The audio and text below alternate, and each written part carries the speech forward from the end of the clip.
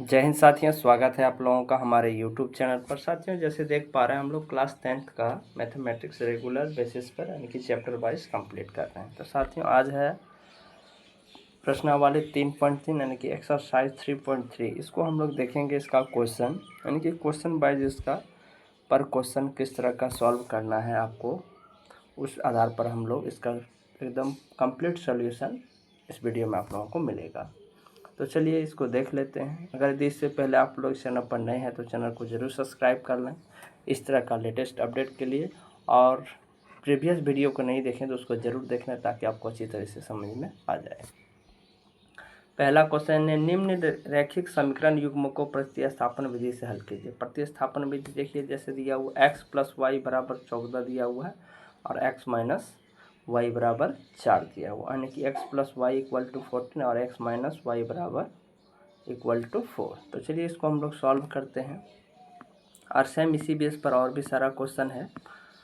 चलिए हम लोग पहला जो है देखिए, कुछ नोट में हम लिखे हैं, यानी कि उसको आपको पहले पढ़ लेना है कि प्रतिलोपन विधि में दिए गए समीकरण युग्म में से किसी भी एक युग्म को लेकर उसको x या y के पदों में व्यक्त किया जाता है और उस मान को दूसरे बचे समीकरण में रखकर उससे चर जैसे पहले x का मान रखा है तो y का मान प्राप्त करते हैं, और यदि y का मान रखा है तो x का मान प्राप्त करते हैं। यानी कि x को रखना है तो y का मान निकलेगा और y को रखेंगे तो x का मान निकलेगा। फिर इस मान को पुनः पहले समीकरण में रख कर और दूसरे चर का मान प्राप्त कर लेते हैं, यानी कि जो निकला रहेगा फिर उसको हम लोग नेक्स्ट समीकरण में रख करके उसका मान प्राप्त कर सकते हैं। कोशिश यह रहनी चाहिए कि सबसे कम संख्यात्मक मान वाले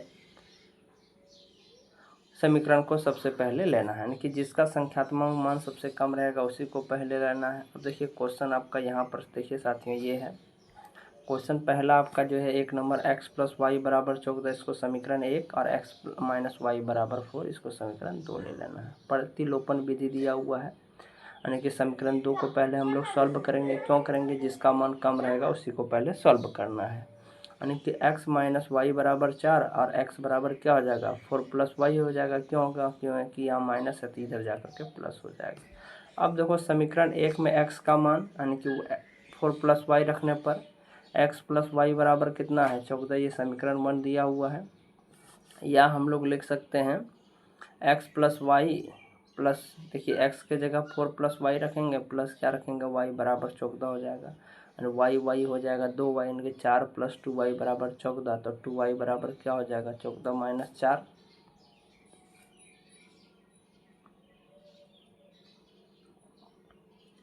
तो यहाँ पर साथियों आपका 2 से कटाएंगे तो 5 को, यानी कि 2y = 10 हो जाएगा और y = 10/2 हो जाएगा, यानी कि इसको 2 से 5 बार में कटाएंगे तो ये 5 आ जाएगा।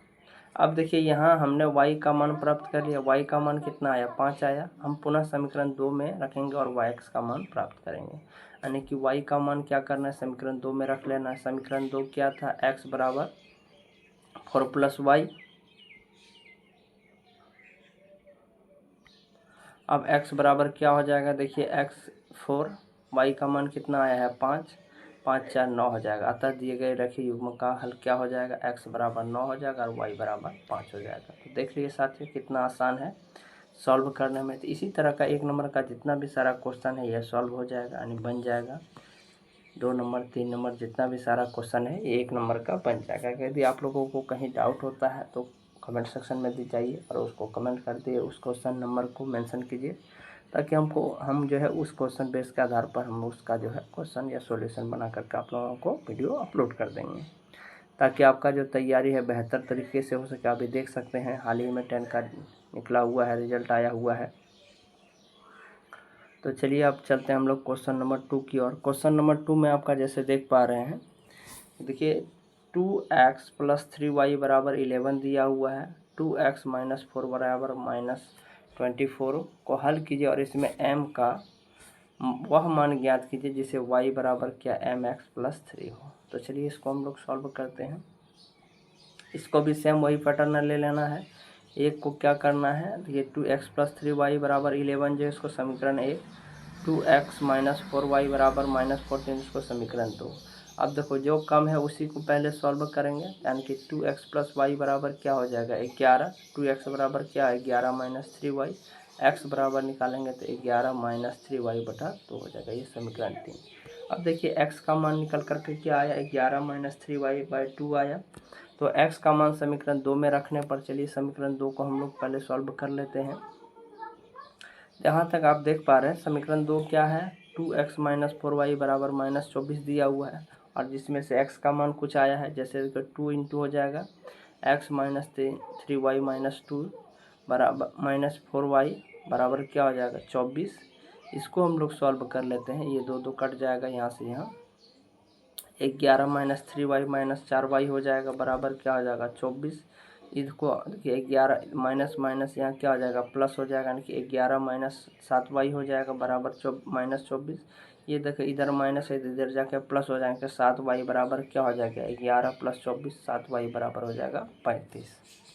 तो हम लोग y इसका मान निकाल सकते हैं, y बराबर क्या हो जाएगा 35 बटा 7। 7 का 5 बार पढ़ेंगे तो क्या आ जाएगा 5 कट जाएगा। तो चलिए अब फिर से हम लोग देखो y का मान कितना आ गया 5 आ गया। और समीकरण जो 3 था उसमें हम लोग क्या करेंगे y का मान 5 रख देंगे। x बराबर हो जाएगा 11 माइनस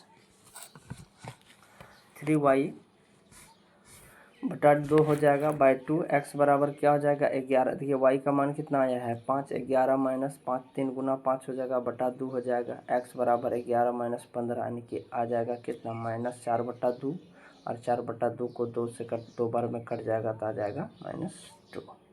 देखिए यहाँ पर x का मान कितना आ गया 2 और y का मान कितना आया था 5। अब देखो हम लोगों को क्या बोला है कि m का मान प्राप्त करना है, यानी कि देखिए m का मान प्राप्त करने के लिए x और y का मान y बराबर कितना है m इंटू एक्स प्लस 3 में रखने पर, यानी कि y बराबर हो जाएगा m x प्लस 3 हो जाएगा।